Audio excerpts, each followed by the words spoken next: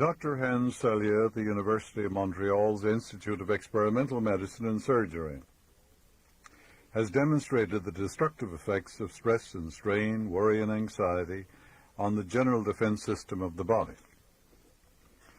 He says if the mental stress which set the general defense system in motion is not of a temporary and passing nature, but persists week after week, the adrenal glands first attempt to adapt to the situation by increasing their output of hormones. But this plays havoc with various other processes not related to defense. The individual may develop arthritis or diabetes or any of the other so-called psychosomatic diseases. Inevitably, if the stress is continued beyond this general adaptation stage, the adrenal glands become exhausted. They change in color from yellow to brown. The stomach becomes spotted with ulcers. The resistance to cold and heat and to every kind of disease and injury collapses. And if the unfortunate individual does not fall victim to some infection, he will probably succumb to one of the heart, circulatory, or kidney diseases, which are today the greatest killers. Dr. Selye's work demonstrated that the defense system can effectively fight only one thing at a time. If in response to a mental tension caused by pain from a broken limb, for instance, it is set into action, it quickly organizes 100 specialized activities, in addition to its general work to repair the fracture. But if in the middle of this repair work, another stress caused by fear, let us say, is introduced, we either quickly succumb to the first injury or to shock resulting from second stress, or the broken limb simply does not mend and has to be amputated. In the case of other diseases, rather than fractures, healing is suspended and the diseases become chronic. Thus, if our general defense system is mobilized by mental tensions of a non-physical origin, our resistance to the express stresses imposed by such things as pneumonia, influenza, colds is decreased proportionally. What he's actually saying is that if you begin to imagine, fear, the sense of loss that you're going to lose your job or mortgage, or some imaginary fear while you're going on an airplane, that which I fear most has come upon me. Now, when the subconscious does not differentiate between an imaginary fear and a real fear, and therefore you can see the havoc that is played by stress and strain and anxiety when a person begins to worry and become anxious over conditions and circumstance events which are not happening at all, but in their mind may happen, or they imagine they are going to happen. Like a woman I knew who began to take out all the clippings of the newspapers of plane disasters. And she studied them. Finally, she got on a plane, and her son said she had to get on a plane where there was a disaster, because she'd been contemplating it for 1 year. If you're contemplating or meditating on or imagining the loss of your home, the loss of your job, a layoff, or that you're going to lose your home or can't pay the mortgage, these imaginary fears set your hormones, the pituitary and the adrenal gland, into action, and these hormones which are elaborated interfere with the chemistry of your system. There is no sickness, you have no fever, you have had no accident, no lesion, you don't have pneumonia. There's nothing for them to do, but they play havoc with the chemistry of your body. It's an entirely different thing if you're sick or have a fever or if you've been operated on. Then the defense mechanism begins to repair your body. But there's nothing to repair in imaginary fears. And this is why Dr. Selye says you get all these diseases because of your imaginary fears, which bring on stress and strain. A young intern consistently worried about his future. He was a nervous wreck, full of stress and strain. He learned to paint a picture of himself as filling a staff position in a big hospital and possessing a sumptuous office in the city. In his imagery, he had a liveried chauffeur, and he imagined that friends constantly were congratulating him.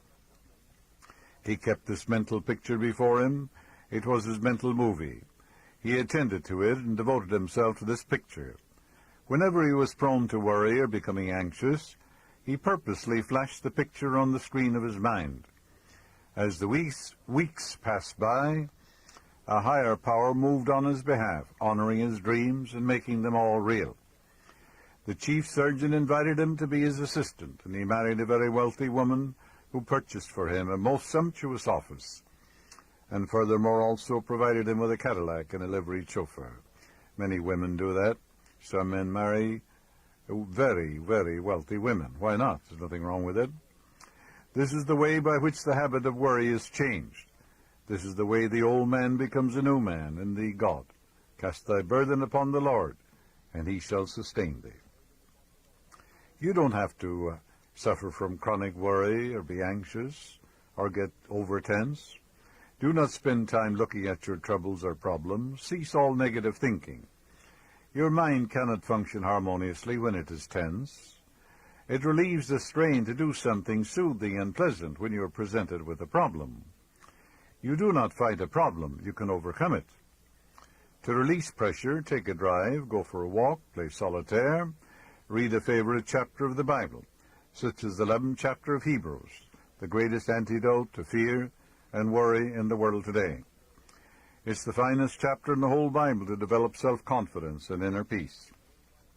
Read the 13th chapter of 1 Corinthians, magnificent drama. Or read the 46th Psalm. Read it over carefully and quietly several times. You won't suffer from strain or stress if you do these things. An inner calm will steal over you. You will become poised and peaceful. Did you ever read the 11th chapter of Hebrews? Did you ever read the chapter 13 of the 1 Corinthians?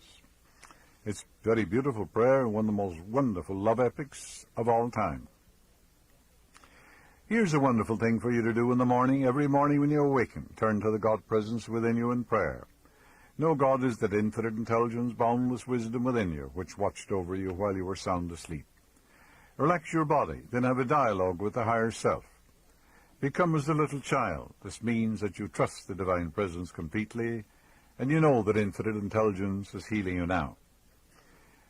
The next step would be to affirm lovingly, "Thank you, Father, for this wonderful day.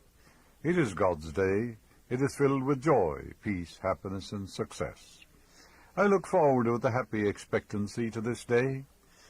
The wisdom and inspiration of the Almighty will govern me during the entire day. The infinite intelligence is my partner, my senior partner. Everything I do will turn out in a wonderful way. I believe that infinite intelligence is guiding me, and divine love fills my soul. This is turning your eyes to the hills, from whence cometh your help." This is one of the most inspiring and illuminating passages in the entire Bible. For the hills represent the powers and qualities and attributes of God within you.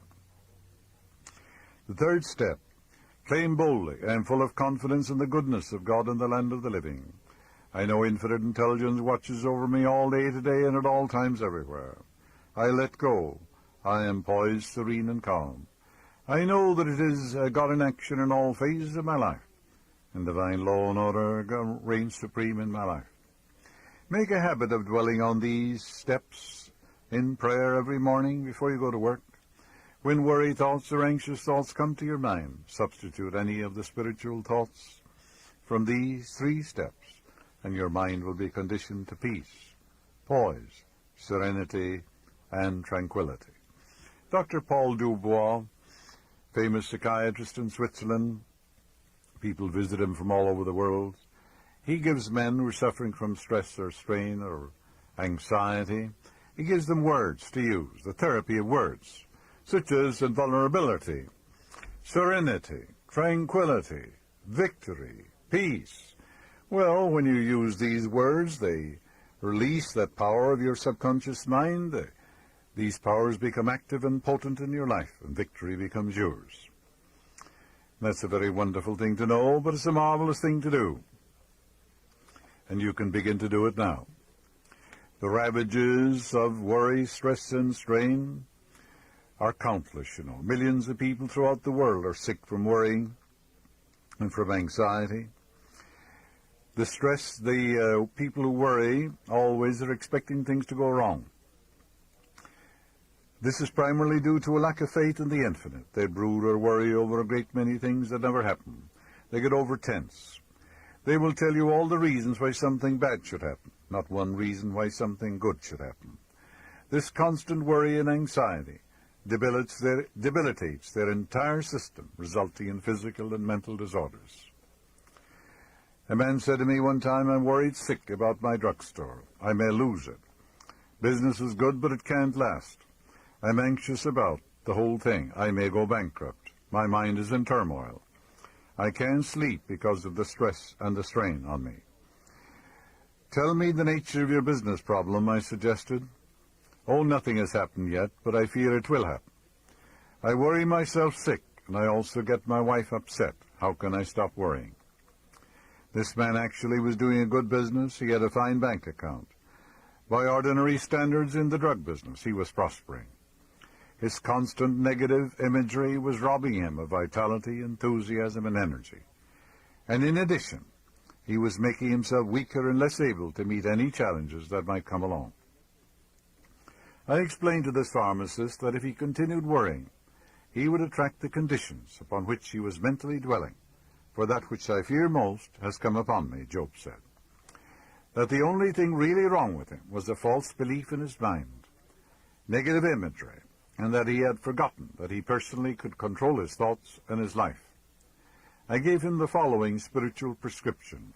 He was to use it regularly and systematically several times a day. "My business is God's business. God is my partner in all of my affairs. God, which means a supreme intelligence within you, is prospering my business in a wonderful way.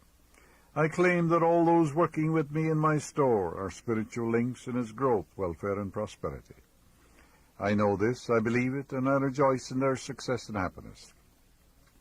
I solve all my problems by trusting the infinite intelligence within my subconscious mind to reveal to me the answer. I rest in security and in peace. I am surrounded by peace, love, and harmony. I know that all my business relationship with people are in accord with the law of harmony. Infinite intelligence reveals to me better ways in which I can serve humanity. I know that infinite intelligence indwells all my customers and clients. I work harmoniously with others to the end that happiness, prosperity, and peace reign supreme. When any worry or fear thoughts come to my mind, I will immediately affirm, I will fear no evil, for thou art with me." He began to set aside 10 or 15 minutes in the morning, afternoon, and evening for the purpose of reiterating these truths, knowing that through their frequent habitation of his mind, he would be reconditioned to constructive thinking. When morbid thoughts came to his mind, he would immediately affirm, "Divine love fills my soul." He said to me that in one day he must have said, "Divine love fills my soul," about 1,000 times. Gradually, the neurotic thought pattern of chronic worry and anxiety that he had complained of in the beginning, which had been repeating itself with monotonous regularity, was completely dissipated, and he rejoiced in his freedom. And this is a wonderful thing to know, but it's a marvelous thing to do. Tension is not bad. It is over-tension, of course, that plays havoc with you. Take an actress or an actor. Naturally, they're tense. They accumulate some energy before they sing or dance or, play the role on the stage. That's constructive. They're accumulating a certain amount of energy. It's just like a clock. If you wind the clock too tight, well, you know what happens, don't you? The spring breaks. But you can wind the clock and it ticks off rhythmically, harmoniously, and peacefully, and gives you the time. Likewise, you're a little tense before you speak, perhaps. I'm always a little tense before I talk. There's nothing wrong with that. The minute you begin to talk, then you tick off that energy rhythmically, harmoniously, peacefully, and lovingly. And you look at the audience and you say, "Look, I radiate love, peace, and goodwill to all those people in the Wilshire Ebell Theatre. The love of God surrounds them and enfolds them and enwraps them. God thinks, speaks, and acts through me. My words heal, bless, and inspire. They elevate and dignify the soul." That does away with all stress and strain and anxiety, because you're filling your mind with the truths of God, and you crowd out of your mind everything unlike God. Furthermore, the audience are blessed because they're all open and receptive. You can build energy. If you are going to sing, yes, you get a little tense. And Then when you begin to sing, you sing majestically and gloriously, because you say, God is singing majestically through me. All of us are tense at times, we're relaxed at times.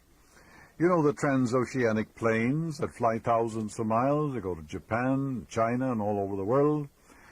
And scientists tell us they have to rest because the metal gets tired. The stress and strain are too much for the metal, so the metals have to rest. Now, prolonged rest and perpetual peace is existing without living. You know, when you go to a funeral in Ireland, they deposit the body in the earth, you know, they say, well, he's at peace now. That's utter nonsense, because there's no one at all there. No one buried any place. The man is a mental and spiritual being. He has another body living in the fourth dimensions of life. So to have peace of mind, it means you're creative, you're putting your hand to the wheel, you roll up your sleeves, you're expressing yourself fully, you're rowing the boat, you get some blisters too, but you're constructive, you're harmonious, you're releasing that imprisoned splendor, you're getting things done. That gives you an inner peace, an inner satisfaction, a quiescence of the mind. But certainly perpetual peace and sitting on a rocking chair without doing anything is frustration and neurosis. You're here to express, you're here to put your shoulder to the wheel, you're here to get involved and help other people and release your hidden talents to the world. God gave you himself, gave you all the attributes, qualities, and powers of God. You're here to return them. You're here to give them. You're here to give life to your desires, ideals. You're here to create. Perhaps you're a singer, a dancer, and perhaps you're a motion picture director. Perhaps you're a writer. Perhaps you're a doctor. Perhaps you're serving hamburgers, but you're here to serve.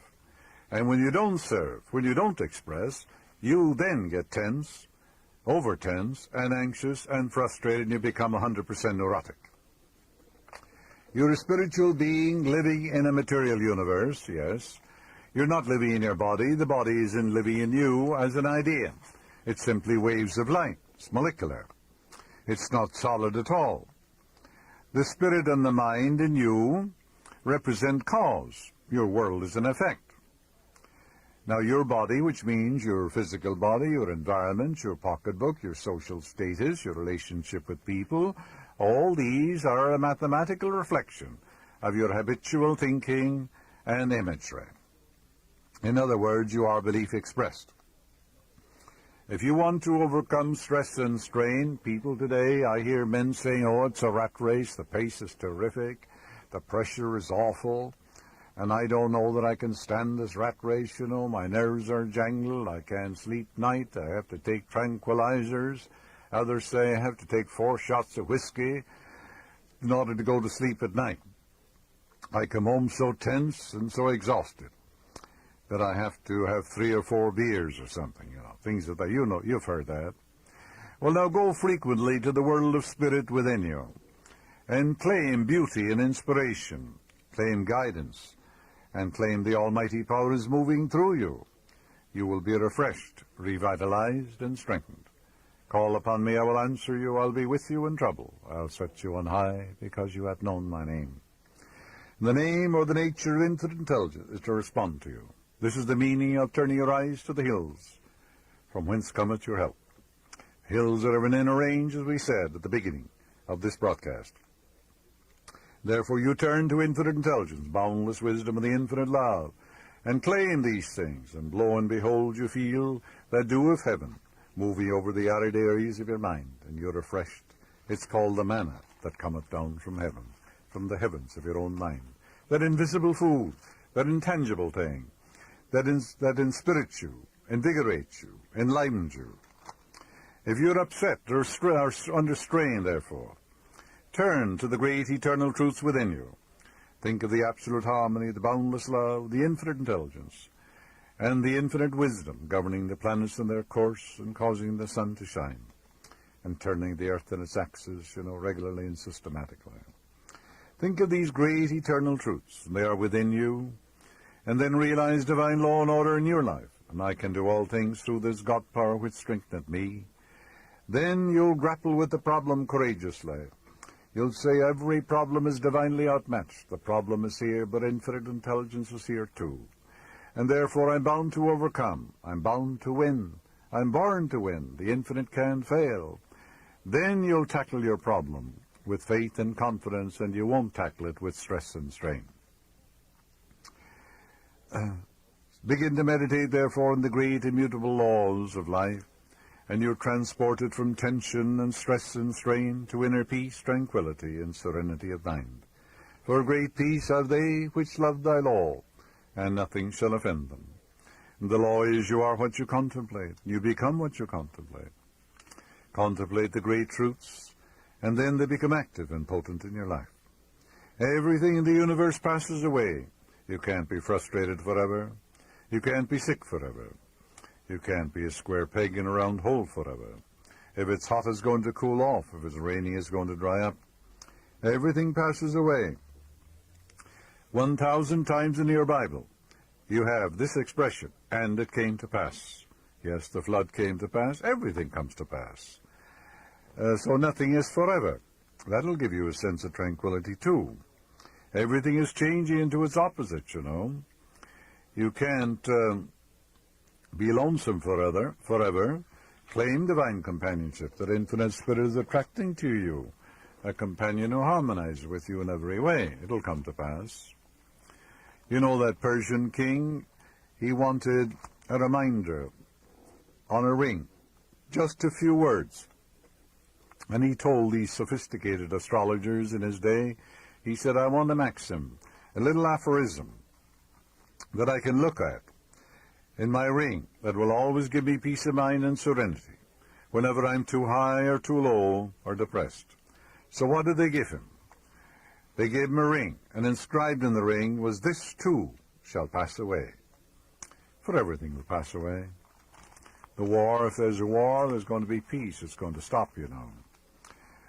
So these are lofty truths. I'll turn my eyes to the hills from whence cometh my help, and thou wilt keep him in perfect peace, whose mind is stayed on thee, because he trusted in thee.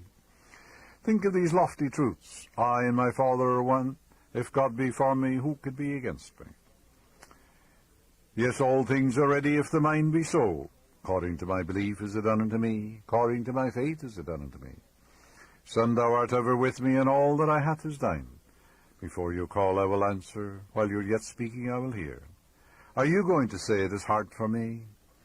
Is the Lord's hand shortened that he cannot save? The battle is not yours, it is mine. Stand ye still and see the salvation of the Lord, solution which the lordly power will give you.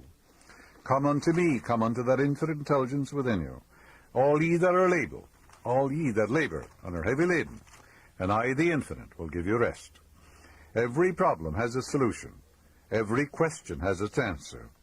One implies the other. Therefore, you go within to contemplating the answer, and the answer will come to you. My peace I leave you, my peace I give you. Not as the world giveth, give I unto you. And great peace have they which love thy law, and nothing shall offend them. Keep thy heart with all diligence, for out of it are the issues of life. These truths lift you up above the petty things of life and set you free.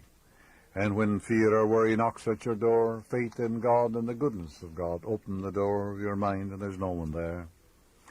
If you're worried about your income or family or business problem, they are changing now. Go to the spirit world. The infinite presence is there, the infinite life and infinite love and boundless wisdom. All these truths are there. And there's nothing good or bad, but thinking makes it so. That's an absolute, a philosophical absolute. Therefore, there's no opinion, there's no suffering. Where there's no judgment, there's no pain. You have no opinions about the headlines in the morning. You have no opinion about John Jones shooting himself. You didn't tell him to do it. If you get all exercised and agitated about, you may suffer from stress and strain and get, as the doctor said, ulcers or high blood pressure. And you're only polluting the atmosphere that way. Wouldn't it be easy for you to say, well, he's alive with the life of God. God loves him and cares for him. You can do that even though he's committed suicide, can't you? So how could it disturb you? You disturbed yourself, didn't you? So it isn't the work that's bothering you or giving you stress and strain. It isn't your job. It isn't your assignment. It isn't that you're president of the company or vice president or general manager. That's not it at all. It's the way you work. It's your reaction to the work.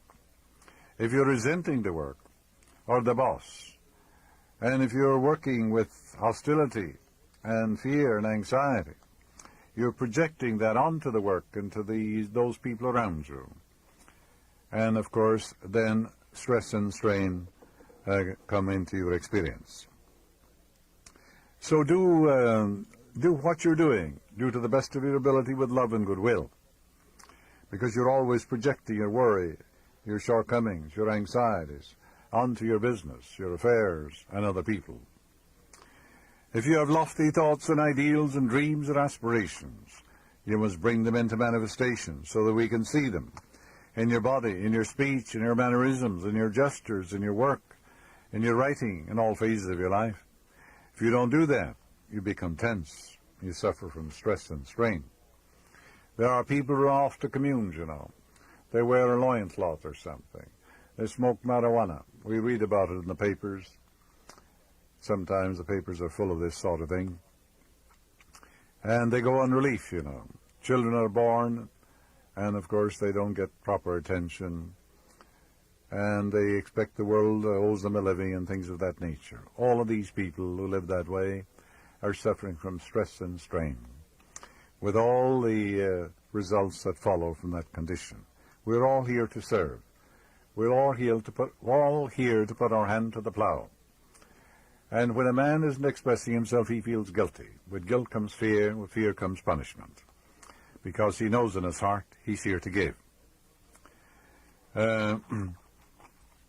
So those living in ivory towers are in difficulty. They're full of tension. You're living in an objective and subjective world, and you have to balance the two. So if you're all wrapped up in metaphysics, you know, just reading metaphysical and philosophical books, and you're not expressing yourself in the world, you don't have love and recreation and creativity and expression, and joy and all these things, then you're a queer, cultish figure. You're lopsided and imbalanced, and you're really sick. Because these things have to be balanced. On the other hand, if you're all wrapped up in the external phenomena, the world, and say, look, all I want is to make a lot of money and get ahead in life, and you reject and neglect the spiritual values of life, you too are lopsided. You're imbalanced. You're a crass materialist, and you're running to the psychiatrist or to the bottle or for tranquilizers and sedatives, and they will not help you. Because when the marijuana wears off or the tranquilizer wear off, you find the infection is in your own mind. So these things never cure you, the cause is within.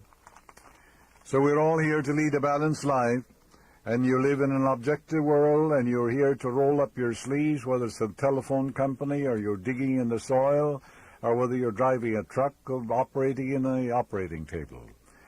And then you do that with joy and with love, and you go to the Father within regularly and systematically for refreshment, inspiration, and guidance, to dwell upon the great values of life. Then you're leading a balanced life, and you're no longer lopsided. The inner world, you know, is a world of thought, of feeling, of imagination, of action, too.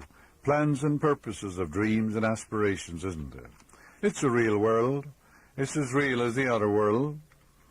The Bible tells you, I am come that you might have life and have it more abundantly. Heretofore you have asked for nothing. Now ask that your joy might be full. The spirit without form is nothing, and form without spirit is nothing. Today well lived makes every yesterday a dream of happiness, and every tomorrow a vision of hope.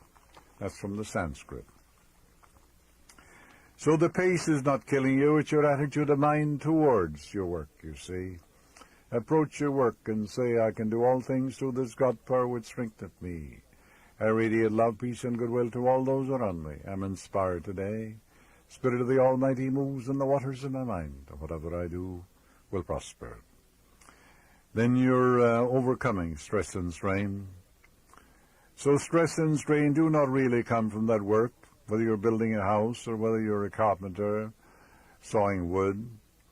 But it's work done in anxiety and resentment and hostility. Remember, we project our own disorder and confusion onto our wives, our husbands, and all those around us.